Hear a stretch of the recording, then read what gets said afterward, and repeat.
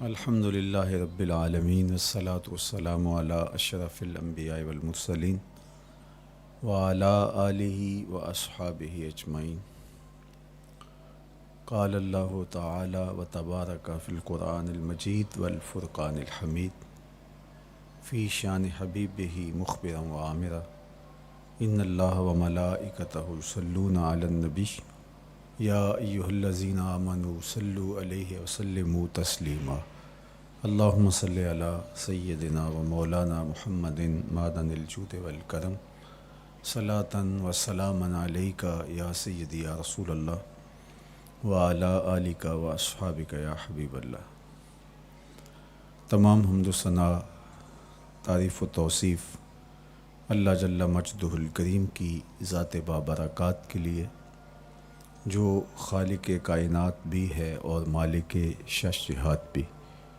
اللہ جل وعلا کی حمد و ثنا کے بعد رسول رحمت، شفیع معظم، نبی محتشم، حضور ختمی المرتبت صلی اللہ علیہ وآلہ وسلم کے حضور ناز میں اپنی عقیدتوں، ارادتوں اور محبتوں کا خراج پیش کرنے کے بعد واجب الاحترام، ذوی الاحتشام، عالی مرتبت، محتشم سامعین، سامعات، السلام علیکم ورحمۃ اللہ وبرکاتہ۔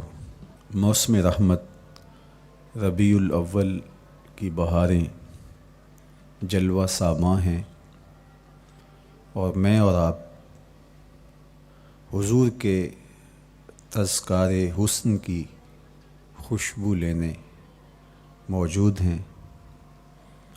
آقا کریم علیہ السلام کے جمال جہاں آرا کی تابانیاں اور جلوہ سامانیاں ہمارے ذوق کی تسکین، قلب کا قرار، روح کی ٹھنڈک، ایمان کی تازگی، عشق و محبت کی نہضت کا سبب اور ذریعہ ہے۔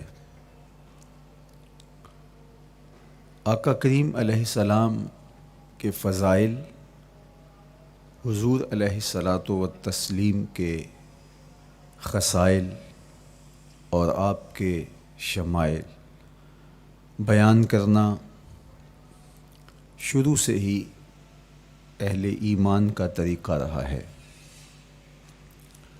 خصائل حضور کی سیرت کے عنوان کو کہا جاتا ہے، فضائل حضور کی عظمت و رفعت حضور کے معجزات کا عنوان ہے، شمائل حضور کے اعضائے نور کا تذکرہ جاں فضا ہے، حضور کے حسن و جمال کی باتیں ہیں۔ آقا کریم علیہ السلام کے شمائل پر، خصائل پر، فضائل پر علماء نے بہت کام کیا، تصنیفات چھوڑیں، محدثین نے اس عنوان سے باب باندھے۔ قیامت تک آنے والی انسانیت کے لیے حضور کی سیرت، حضور کے کردار کے عنوانات کتب میں نقش ہیں۔ حضور کی فضل و عظمت کے حوالے، حضور کے معجزات کا بیان، حضور کی رفعت کی کہانیاں اور آقا کریم کو اللہ کی طرف سے عطا کردہ مراتب جلیلہ کا بیان، یہ بھی محبوب موضوع رہا اہل علم کا، اہل محبت کا۔ لیکن حضور علیہ السلام کے شمائل، حضور کی صورت کا بیان، حضور کے حلیہ نور کی باتیں، یہ بھی ترک نہیں ہوئیں۔ عمومی طور پہ ہم شخصیات کے کردار کے حوالے سے، ان کی عادات کے حوالے سے، ان کے خصائل کے حوالے سے، ان کی تعلیمات کے حوالے سے پڑھتے ہیں۔ ان کے شمائل کے حوالے سے اتنی زیادہ تفصیلات نہیں ہوتی، لیکن کائنات میں ذات رسالت مآب صلی اللہ علیہ وآلہ وسلم وہ ذات ستودہ صفات ہے جن کے شمائل کو اس تفصیل سے بیان کیا گیا کہ یہ بھی صحابہ نے بیان کیا کہ حضور کے سر انور اور مبارک داڑھی میں سفید بال کتنے تھے۔ آپ کو کسی کا اتنا محفوظ حلیہ نہیں ملے گا۔ حضور علیہ السلام کی زلفوں کے خم کیسے تھے، حضور کی رنگت سے لے کر کے حضور کے اعضائے بدنیہ کے توازن، حسن اور جمال کی کہانیاں آپ کتب احادیث میں، شمائل کی کتابوں میں بکھری ہوئی نظر آئیں گی۔ اور کیوں نہ ہو، جس کے حسن کے قصیدے میرے رب نے بھی بیان کیے ہیں۔ کبھی حضور کے چہرہ نور کا ذکر کرتے ہوئے والضحیٰ واللیل اذا سجا، کبھی حضور علیہ السلام کی مبارک زلفوں کا تذکرہ کرتے ہوئے حامیم، کبھی آقا کریم علیہ السلام کے مبارک ہاتھوں کا، کبھی دیگر اعضائے بدنیہ کا ذکر قرآن نے کیا۔ حضور کے سینہ اقدس کی کہانی قرآن نے بیان کی۔ حضور علیہ السلام کی مازاغ آنکھوں کا تذکرہ قرآن نے کیا، تو پھر یہ محبوب اور مرغوب موضوع کیوں نہ ہوتا۔ اور آقا کریم کو اللہ نے وہ جمال دیا تھا، وہ حسن عطا کیا تھا، وہ خوبصورتی دی تھی جو حضور کا ہی حصہ ہے۔ ویسے اللہ کا ہر پیغمبر، ہر نبی، ہر رسول خوبصورت ہوا۔ کوئی نبی ایسا نہیں ہے جو خوبصورت نہ ہوا ہو، یہ اللہ کا انتخاب ہے۔ آپ تو دکان پہ سیل مین بھی رکھیں تو اس کی باقی قابلیت کے ساتھ ساتھ اس کی شخصیت کو آپ دیکھتے ہیں کہ جو خوش شکل ہو، آنے والے کو متاثر کر سکے، باوقار لگے، تو جس کو اس نے نبی بنانا تھا تو اس کو اس نے یوں ہی یہ عظمت اور یہ رفعت عطا کر دینی تھی۔ تو اللہ کا ہر نبی حسین، ہر نبی جمیل، لیکن جو جمال، جو خوبصورتی، جو حسن، جو شان و شوکت اللہ نے میرے اور آپ کے آقا و مولا حضور ختمی المرتبت کو عطا کی، وہ حضور کا ہی مقسوم ہے، وہ حضور علیہ السلام کا ہی حصہ ہے۔ سر انور سے لے کر پائے نور تک حضور کا ہر عضو بدن خوبصورتی کا مرقع اور جمال کا معیار ہے۔ خوبصورتی کیا ہوتی ہے، حسن محمد کو دیکھ لو۔ کوئی عیب، کوئی نقص حضور کے پاکیزہ وجود میں نہیں رکھا گیا۔ خلقت مبرأ من کل عیب، حضور کے سامنے حضرت حسان بن ثابت نے یہ پڑھا اور آقا کریم نے اس پر خوشی کا اظہار کیا اور اللہ کی بارگاہ میں دعا کی، اللہم ایدہ بروح القدس، جبریل امین سے اللہ اس کی مدد فرما۔ تو انہوں نے یہ بات کہی کہ آپ کو ہر عیب سے مبرہ رکھا گیا ہے، آپ کا پیکر نور، آپ کا وجود مسعود حسن و جمال کا ایسا مرقع بنایا گیا کہ جس میں کوئی نقص نہیں رکھا گیا۔ صوری حسن بھی عطا کیا گیا، مانوی حسن بھی عطا کیا گیا۔ حضور کے اعضاء کا جو ظاہری حسن تھا وہ بھی اپنی مثال آپ تھا، اور جو باطنی جمال اور باطنی حسن اور باطنی کمال عطا کیا گیا تھا وہ بھی اپنی مثال آپ ہے۔ اگر حضور علیہ السلام کے مبارک ہاتھوں کو جمال دیا گیا ہے، لیکن جو توانائی عطا کی گئی، جو طاقت عطا کی گئی، ید اللہ کے جو جلوے ان ہاتھوں میں رکھے گئے، وہ بھی ایک دل آویز کہانی ہے۔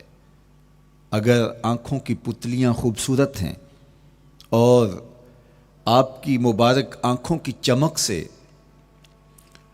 کائنات اس کو دیکھ کر کے مبہوت ہو جاتی ہے، مازاق کے کجلے اس میں رکھے گئے ہیں، لیکن اس کا معنوی حسن بھی دیکھیے کہ حضور بیٹھے مدینے میں ہیں اور جنت کا مشاہدہ کر رہے ہیں۔ وہ توانائی بھی عطا کی گئی کہ جس طرح روشنی میں دیکھا جاتا ہے حضور اسی طرح اندھیرے میں دیکھتے ہیں۔ فرمایا صحابہ صفیں سیدھی رکھا کرو، مت سمجھو کہ میں صرف آگے دیکھتا ہوں، میں آگے بھی دیکھتا ہوں، میں پیچھے بھی دیکھتا ہوں، میں تمہارے رکوع بھی دیکھتا ہوں اور دلوں میں پیدا ہونے والے خشوع بھی دیکھتا ہوں۔ اقبال بولے اے فروغت صبح آثار و دہور، چشم تو بی نندائے ما فی الصدور۔ لوگوں کی نظریں تو سینے کے اوپر دیکھتی ہیں، اے آمنہ کے در یتیم تیری نظر تو سینے کے اندر چھپے راز بھی دیکھتی ہے۔ تو صوری حسن بھی اور معنوی حسن بھی اللہ نے اپنے محبوب کو عطا کیا، اور اللہ جل شانہ نے وہ جمال دیا حضور کو کہ جو دیکھتا وہ دیکھتا ہی رہ جاتا۔ ایسی چمک، ایسی رعنائی، ایسی خوبصورتی اور ایسا جمال تھا، دیکھنے والے کہا کرتے ہیں اللہ اللہ، یاد آتا ہے خدا دیکھ کے صورت تیری۔ کتنے لوگ ہیں جنہوں نے صرف حضور کے چہرے کو دیکھا اور لبوں پہ کلمہ جاری ہو گیا۔ معروف نام حضرت عبداللہ بن سلام رضی اللہ تعالیٰ عنہ کا ہے۔ یہودیوں کے بہت بڑے حبر تھے، بہت بڑے عالم تھے۔ حضرت یوسف علیہ السلام کی اولاد سے تعلق تھا، اور اس معاشرت میں ایک وقار کی مسند پہ براجماں رہتے، لیکن جو ہی حضور علیہ السلام مکے سے ہجرت فرما کے مدینہ تشریف لائے تو یہ حضور کو دیکھنے آئے۔ با فضل الصدقہ اٹھا کر دیکھیے کہ ایک مناظرہ ترتیب دیا انہوں نے کہ ان سے یہ بات کروں گا، یہ سوال کروں گا، یہ اعتراض اٹھاؤں گا، لیکن جب حضور کی مجلس میں پہنچے اور آقا کریم علیہ السلام کے رخ زیبا کو دیکھا تو سارے سوال بھول گئے۔ رومی بولے اے لقائے تو جواب ہر سوال، حل شود ہر مشکلت بے کی لوکال۔ تیری ملاقات ہی تو سارے سوالوں کا جواب ہے، تیرا ایک بار دیکھ لینا ہی تو سارے مسئلے حل کر دیتا ہے۔ تو سوالات کا ایک ڈھیر اٹھائے لائے تھے، ایک گٹھڑی باندھ کے لائے تھے سر پہ رکھ کے، لیکن جو ہی حضور کو دیکھا تو وہ جو گٹھڑی باندھ کے لائے تھے اس کی گرہیں ڈھیلی ہونے لگی، پھر سوال تتلیوں کی طرح اڑنے لگے، اور حضور کو دیکھا تو کوئی سوال ہی باقی نہ رہا۔ اب آقا کریم نے فرمایا عبداللہ ابن سلام آؤ کدھر آئے ہو؟ یہ تو مناظرہ کرنے آئے تھے، سودا لینے کے لیے بازار گئے ہم، ہاتھ اس کے بکے جس کے خریدار گئے ہم۔ لیکن جب آقا کریم نے پوچھا کہ آؤ کدھر آئے ہو تو انہوں نے کہا حضور میں آپ کا غلام بننے آیا ہوں، تیری تک کے ادامہ میں مرید ہو گئے، حضور کے ہاتھ پہ بیعت اسلام کر لی۔ اب جن لوگوں نے عبداللہ ابن سلام کو تیار کر کے بھیجا تھا وہ امید میں تھے کہ تھوڑی دیر کے بعد ہم سنیں گے کہ انہوں نے سخت سوال کیے اور مسلمانوں کے نبی ان کا جواب نہیں دے پائے، لیکن جب ان کے کانوں تک یہ خبر پہنچی کہ عبداللہ بن سلام نے تو کوئی سوال ہی نہیں کیا بلکہ وہ محبوب کی نگاہوں کا شکار ہو گئے، اور انہوں نے دیکھتے ہی حضور پر تن من سب کچھ نچھاور کر دیا اور لبوں پہ کلمہ جاری ہو گیا، تو وہ صبر نہ کر سکے اور عبداللہ ابن سلام کے پاس پہنچے اور جا کے کہا کہ تو نے یہودیت کی ناک خاک آلود کر دی، تم نے کوئی سوال کیا ہوتا، انہوں نے جواب دیا ہوتا اور پھر تم نے مان لیا ہوتا تو ہم سمجھ جاتے کہ ایک عالم تھا، علمی پیاس بجھ گئی، مطمئن ہو گیا، لیکن یہ عجیب کہانی ہے، سنا ہے تم نے کوئی سوال بھی نہیں اٹھایا، انہوں نے جواب بھی نہیں دیا، بس تم نے ان کو دیکھا اور دیکھتے ہی تمہارے لبوں پہ کلمہ جاری ہو گیا، تو یہ کیا کہانی ہوئی؟ تو عبداللہ ابن سلام نے جو جواب دیا وہ آب زر کے ساتھ لکھنے کے قابل ہے۔ انہوں نے کہا کہ یہ بات میری سمجھ میں بھی نہیں آئی، جب میں اس آقا و مولا کی چوکھٹ پہ پہنچا اور میں ان سے سوال کرنے کے لیے لفظوں کو ابھی ترتیب ہی نہیں دیا تھا کہ میری نظر ان کے جمال جہاں آرا پہ پڑ گئی، اب عبداللہ بن سلام کے لفظ سنیے، فرماتے ہیں فلما تبینت وجہہ عرفت ان وجہہ لیس بوجہ کذاب، جب میں نے ان کے جمال جہاں آرا کو دیکھا، چہرہ نور کو دیکھا، رخ زیبا کی زیارت کی، تو میں نے پہچان لیا یہ چہرہ کسی جھوٹے کا ہو ہی نہیں سکتا ہے۔ دیکھنے والے کہا کرتے ہیں اللہ اللہ، یاد آتا ہے خدا دیکھ کے صورت تیری۔ اللہ نے صورت ہی ایسی بنائی، جمال ہی ایسا دیا، خوبصورتی ہی ایسی دی کہ جو حضور کو دیکھتے وہ دیکھتے ہی رہ جاتے۔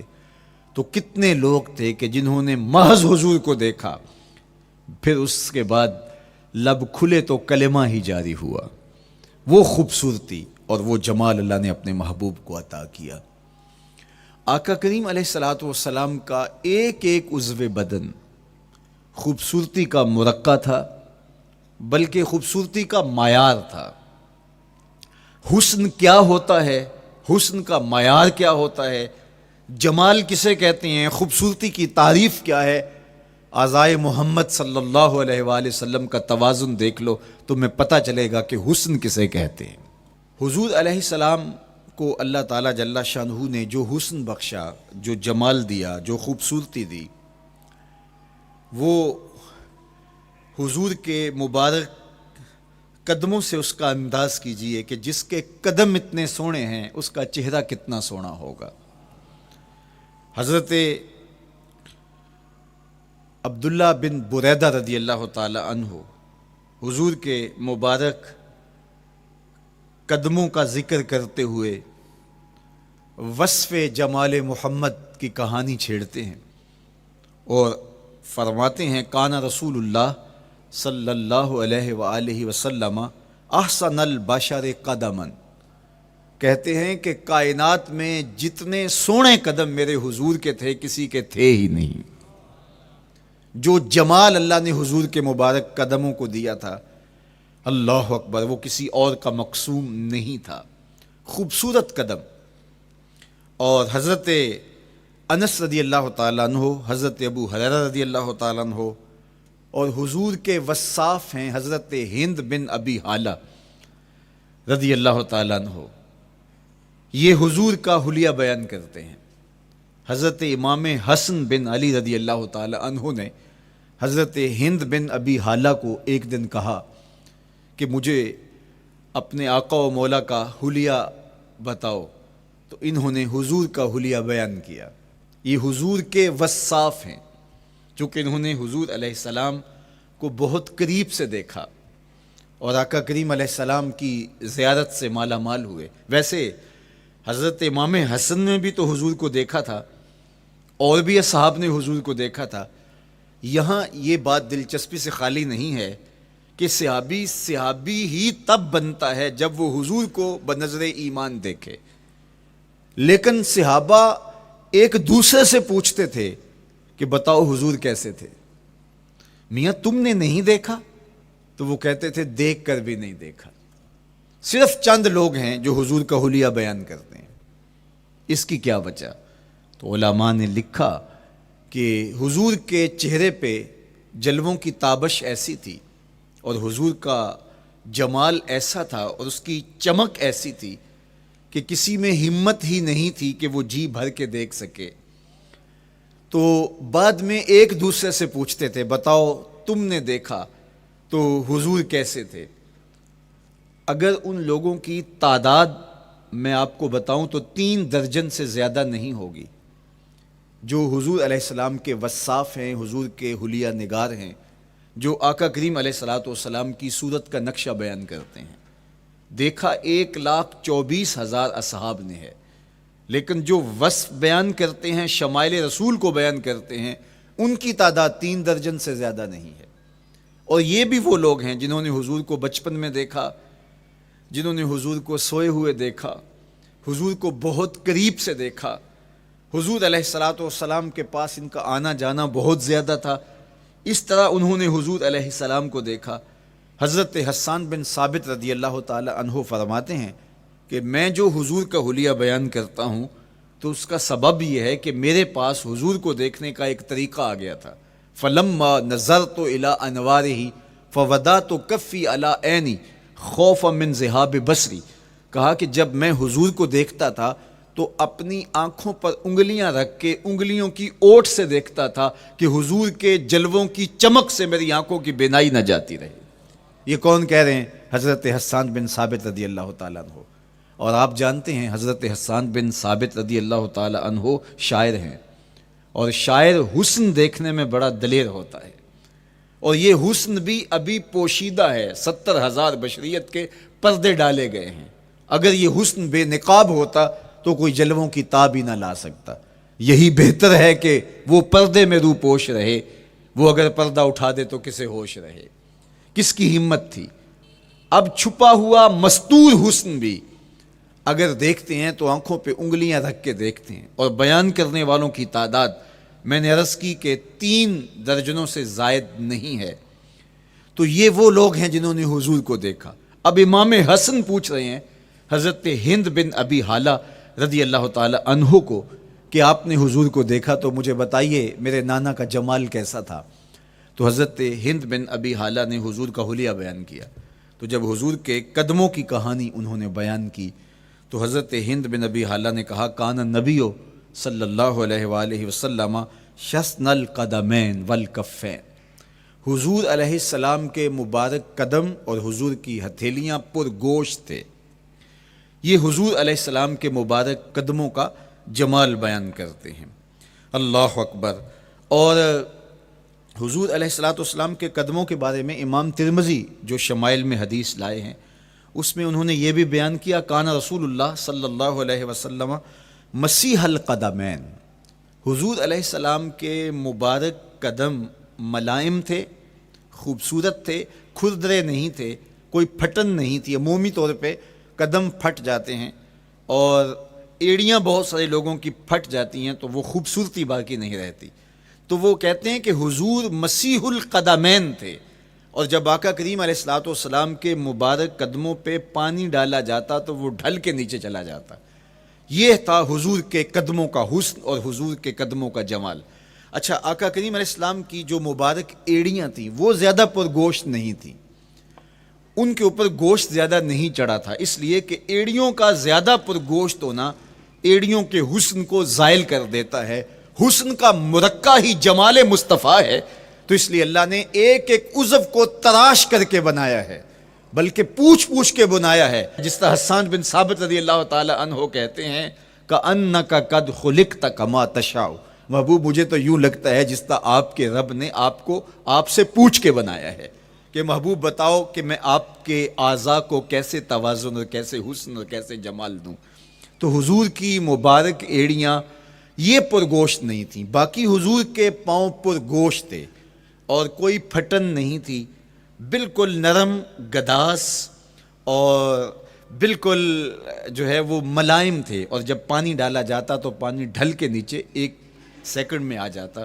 یہ اللہ نے محبوب کو حسن دیا۔ حضرت ہند بن ابی حالہ نے کہا کہ حضور کے مبارک تلوے جو تھے وہ درمیان سے اٹھے ہوئے تھے، ایڑیوں سے لے کر کے انگلیوں تک یہ تلوہ کہلاتا ہے، جو اس کا نچلا حصہ جو زمین سے مس کرتا ہے، اور اس میں جو درمیان والا حصہ ہے یہ اٹھا ہوا ہو اور بالکل پاؤں سیدھا نہ ہو تو یہ پاؤں کا حسن ہے۔ پاؤں کا بالکل سیدھا ہو جانا یہ پاؤں کے حسن کو زائل کر دیتا ہے۔ اس میں تھوڑا سا خم ہو، جب چلے تو انگلیاں اور پنجے کا جو ہے وہ آگے والا حصہ زمین پہ لگے اور ایڑی لگے، اور درمیان والا حصہ زمین پہ نہ لگے، تو یہ حسن ہوتا ہے کسی کے پاؤں کے تلوے کا۔ اللہ نے محبوب کے مبارک قدم کی پشت کو بھی حسن دیا، حضور کے تلووں کو بھی حسن دیا، حضور کی ایڑیوں کو بھی حسن دیا۔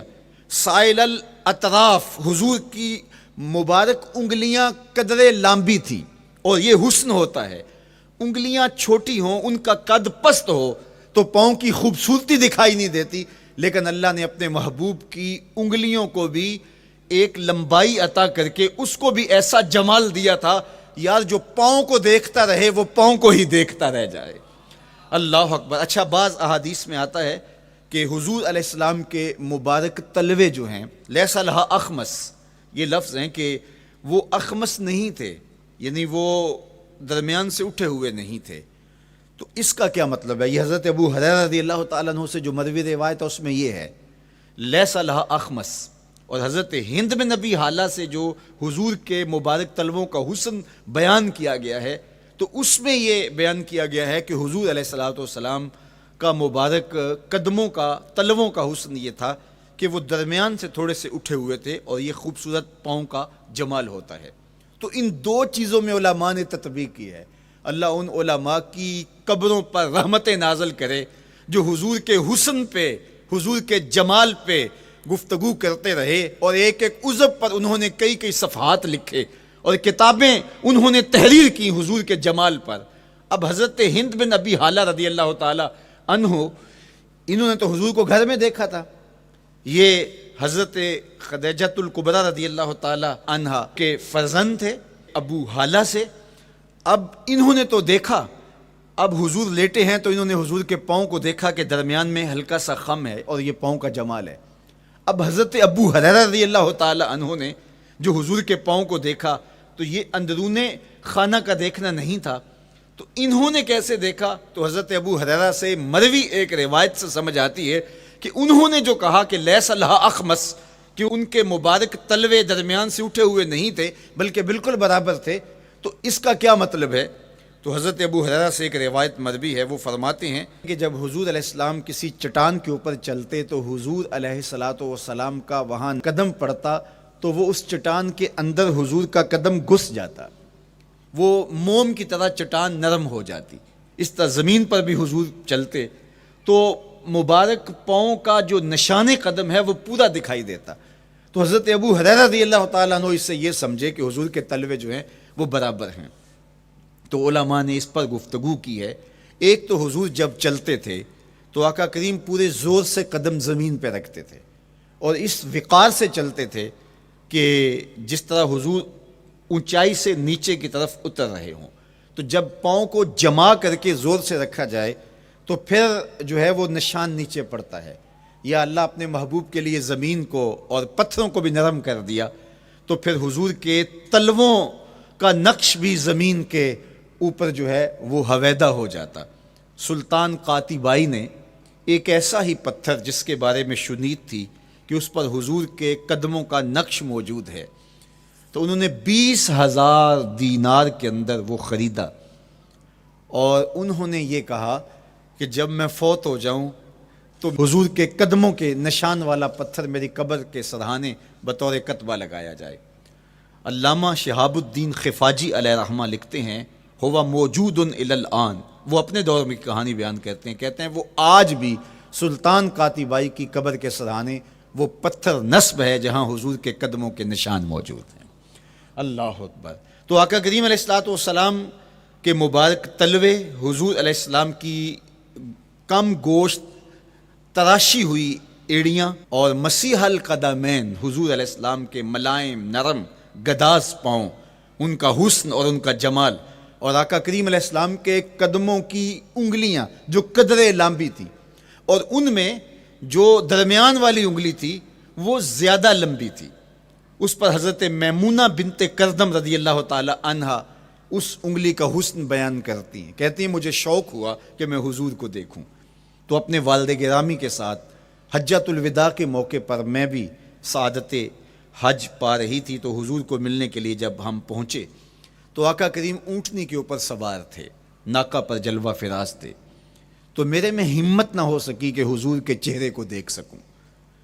ایسا جلوہ، ایسا جمال، اللہ اکبر، اور ایسا روب اور ایسی چمک چہرے کی اور تابشیں تھیں کہ میرے اندر ہمت نہ ہو سکی کہ میں حضور کے چہرہ نور کو دیکھ سکوں۔ اب آقا کریم اونٹنی پہ سوار تھے تو میں حضور کے مبارک پاؤں کو دیکھنے لگی، میں بس حضور کے پاؤں کا جمال اور خوبصورتی دیکھنے لگی، اسی میں کھو گئی۔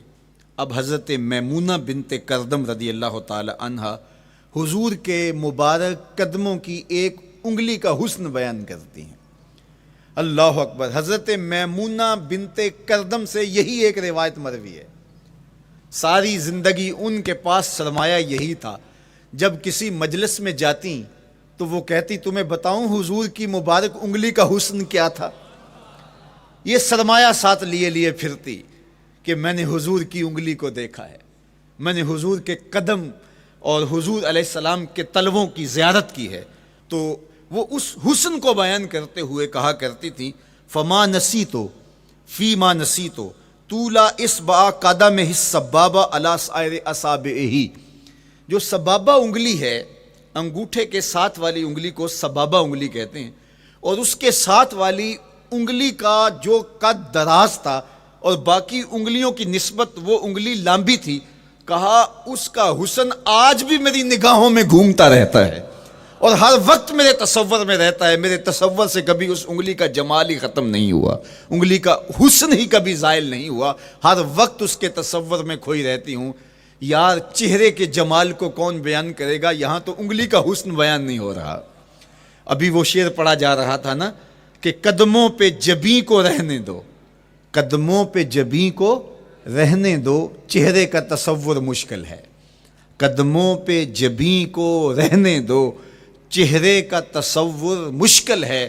جب چاند سے بڑھ کر ایڑی ہے رخسار کا عالم کیا ہوگا، جب چاند سے بڑھ کر ایڑی ہے رخسار کا عالم کیا ہوگا.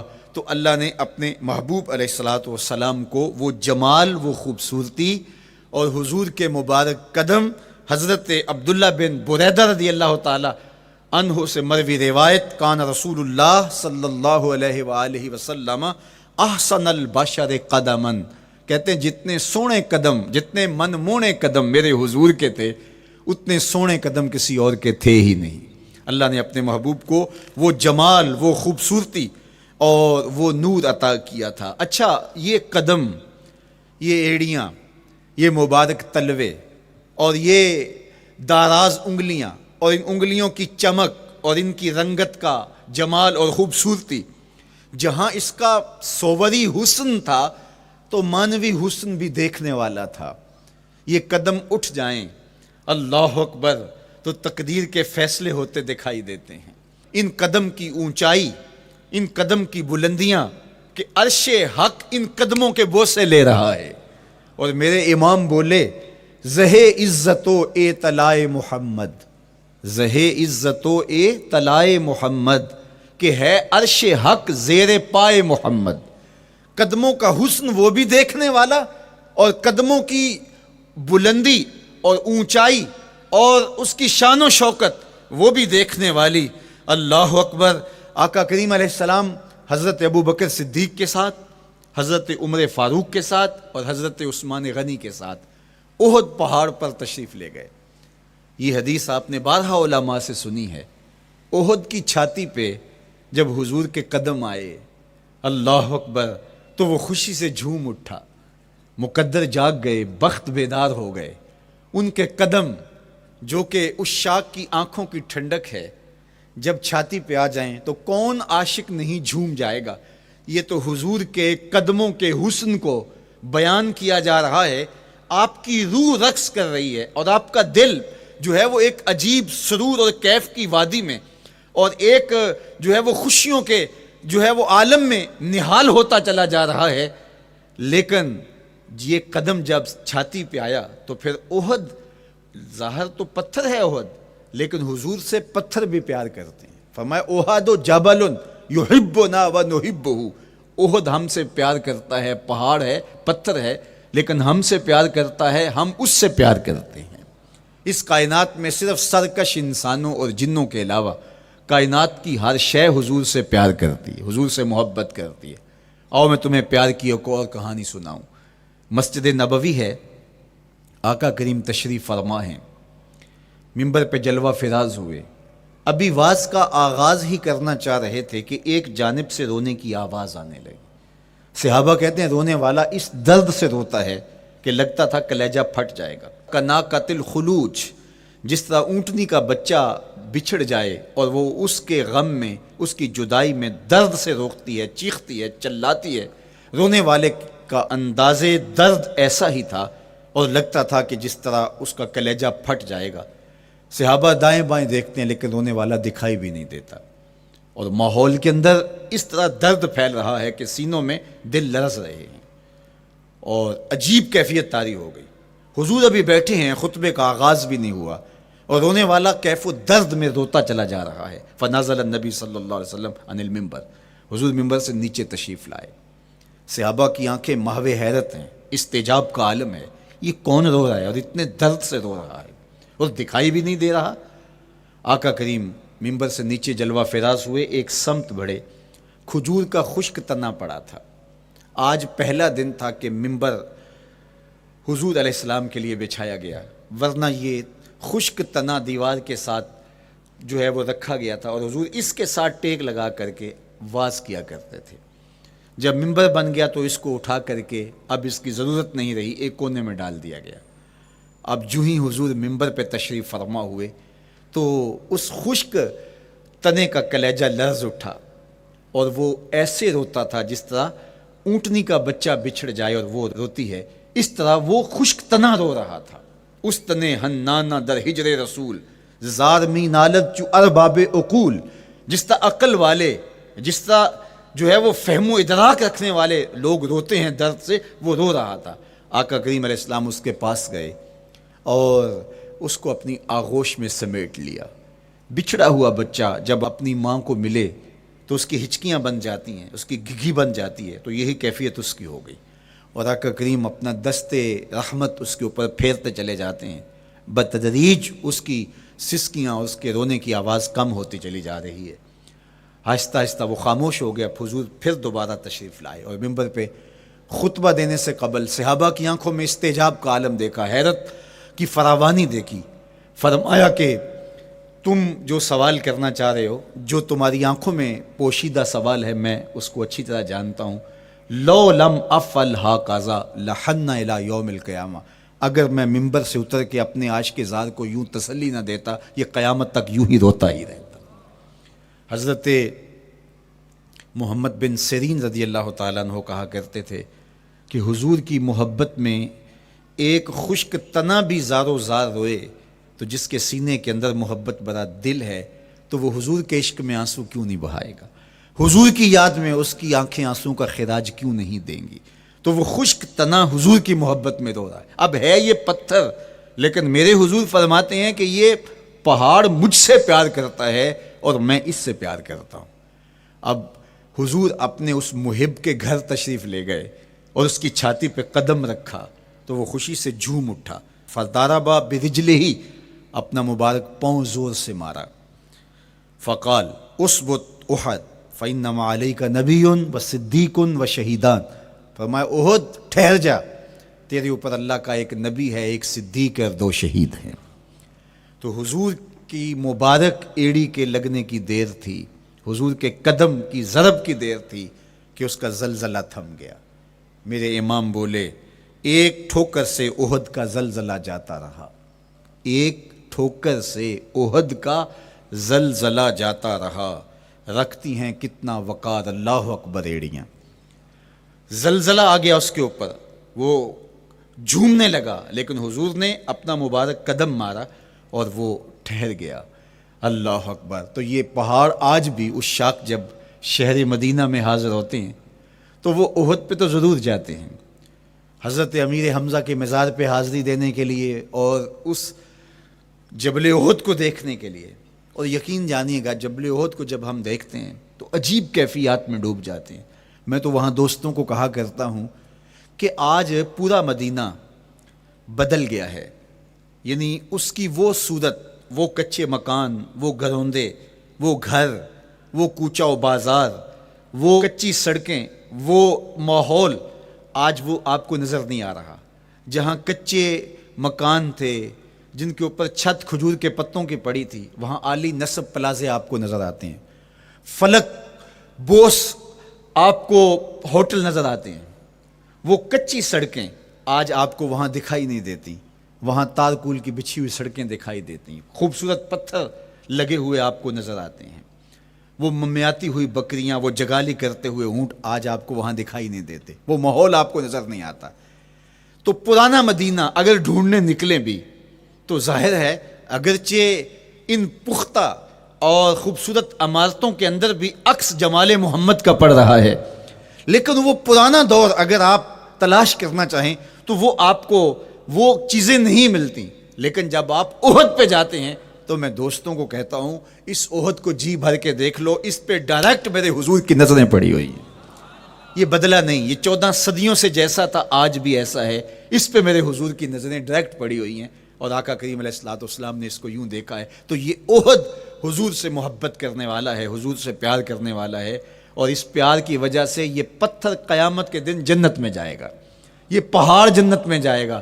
یار اگر ایک پہاڑ حضور سے پیار کر لے تو وہ مکین جنت بن جاتا ہے، اور اگر حضور کا غلام ایک عاشق حضور سے محبت کرے تو اللہ اس کو کتنے درجے عطا فرمائے گا۔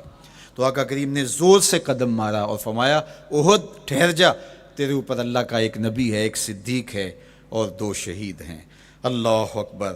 تو یہ حضور علیہ الصلوۃ والسلام کے مبارک قدم کی شان ہے، یہ حضور کے مبارک قدم کا جمال ہے اور اس کی خوبصورتی ہے۔ غزوہ ذات الرقاع کے اندر حضرت جابر کا اونٹ چلتے چلتے تھک گیا، سفر لمبا تھا اور اونٹ کمزور تھا، تو چلتے چلتے اس کو تھکن ہو گئی، اب وہ قافلے سے پیچھے رہتا چلا جاتا ہے۔ تو اس نے حضور کی خدمت میں عرض کی، یا رسول اللہ یہ اونٹ تھک گیا ہے اور میں قافلے کے ساتھ چل نہیں پا رہا۔ تو آقا کریم علیہ الصلوۃ والسلام نے اپنے مبارک قدم سے اس اونٹ کو ٹھوکر لگائی، فَنَشَطَ حَتَّى كَانَ مَا يَمْلِكُ زَمَامَهُ۔ حضرت جابر کہتے ہیں اس کی لگام سنبھالی نہیں جاتی تھی، اتنا تیز چلتا تھا۔ یار جس کے قدموں کی ٹھوکر سے یہ توانائی آ جائے، اس کے ہاتھوں کی توانائی کا عالم کیا ہوگا۔ تو اللہ نے صرف حضور کے مبارک قدموں کو صوری حسن ہی نہیں دیا تھا، مانوی جمال اور توانائی بھی عطا فرمائی تھی۔ حضور علیہ السلام کے چچا جناب ابو طالب کہتے ہیں کہ میں حضور علیہ السلام کے ساتھ تھا، تو راستے میں ذی المجار کی منڈی آئی، اور وہاں حالات ایسے تھے کہ پینے کے لیے پانی دستیاب نہیں تھا۔ تو میں نے کہا کہ عطشت ولیس عندی ماء، مجھے تو سخت پیاس لگی ہے اور پانی بھی پاس نہیں ہے۔ فنزل النبی صلی اللہ علیہ وسلم وضرب بقدمہ الارض فخرج الماء فقال اشرب۔ تو حضور نے اپنے مبارک پاؤں سے زمین پر ٹھوکر لگائی، چشمہ پھوٹ پڑا، اور آقا کریم نے فرمایا چچا پانی پی لیجئے۔ تو وہ پاؤں اگر زمین پہ لگے تو چشمے پھوٹے، اگر احد پہاڑ پہ وہ پاؤں پڑے تو اس کا زلزلہ جاتا رہے، اور اگر وہ کسی جانور کو حضور ٹھوکر لگائیں تو اس کے اندر اس قدر تیزی آ جائے کہ اس کی باغ سنبھالی نہ جائے، اتنا سریع رفتار ہو جائے۔ اب ان قدموں پہ کون قربان نہیں ہوگا؟ یار ان قدموں کو چومنے کے لیے جبریل بھی تو بے تاب دکھائی دیتے ہیں نا۔ معراج کی شب جب جبریل حاضر خدمت ہوئے، حضور محو استراحت ہیں، تو جبریل عرض گزار ہوئے، مالک تیرا محبوب تو سو رہا ہے۔ اللہ اکبر، تبارک اللہ، شان تیری تجھی کو زیبا ہے بے نیازی، کہیں پہ جوش لن ترانی، کہیں تقاضے وصال کے تھے۔ ایک کوہ طور پہ خود چل کے جاتا ہے اور عرض گزار ہوتا ہے، رب آرنی انظر الیک، مالک تجھے دیکھنا چاہتا ہوں۔ اللہ اکبر، سراپا چشم بنا ہوا ہے اور کہتا ہے مالک میں تجھے دیکھنا چاہتا ہوں۔ جواب کیا آتا ہے؟ لن ترانی، تم نہیں دیکھ سکتے، میرے جلووں کی تاب نہیں لا سکتے۔ ایک خود چل کے جا رہا ہے اور تقاضۂ رویت کرتا ہے، اور جواب آتا ہے لن ترانی، اور ایک سویا ہوا ہے چادر اوڑھ کے، اور جبریل کہتے ہیں محبوب اٹھیے، رب آپ کو بلا رہا ہے۔ تبارک اللہ، شان تیری تجھی کو زیبا ہے بے نیازی، کہیں پہ جوش لن ترانی، کہیں تقاضے وصال کے تھے۔ تو جبریل حاضر خدمت ہوئے، حضور استراحت میں ہیں، تو آواز آئی یا جبریل قبل قدم ہے، میرے محبوب کے قدموں کو چوم لے۔ اب جبریل حضور علیہ السلام کے قدموں کو بوسے دے رہے ہیں۔ کسی نے جبریل سے تصور کے عالم میں پوچھا، حضور کے قدم چومے، حضور کے تلووں کو بوسے دیے، بتا کیفیت کیا ملی؟ تو بولے نہ جنت نہ جنت کی کلیوں میں دیکھا مزہ جو محمد کی تلیوں میں دیکھا۔ وہ سرور وہاں جو نصیب ہوا۔ وفد عبد القیس جب مدینہ المنورہ آیا تو ان میں ایک صاحب، میں وہ کہتے ہیں میں دوڑتا ہوا حضور کے پاس آیا، بس بے چینی تھی، اضطراب تھا۔ جب آپ مدینہ المنورہ میں جاتے ہیں تو آپ کو جا کے گاڑی اتارتی ہے اور آپ ہوٹل میں سامان رکھتے ہیں، تو پھر کتنی جلدی ہوتی ہے کہ جلدی سے غسل کریں اور جلدی سے نیا لباس پہنیں اور جا کے ہرے گنبد کو دیکھیں، حضور کی مبارک مسجد کی زیارت کریں، ان کوچہ و بازار میں جائیں جہاں حضور کے مبارک قدم لگے تھے۔ اللہ اکبر۔ تو اب یہ وفد عبد القیس جب آیا تو ان میں ایک صحابی حضرت زرع رضی اللہ تعالیٰ عنہ فرماتے ہیں کہ میں پھر تیزی کے ساتھ گیا اور پھر ہم جا کے حضور کے ہاتھ بھی چومنے لگے، حضور کے قدم بھی چومنے لگے۔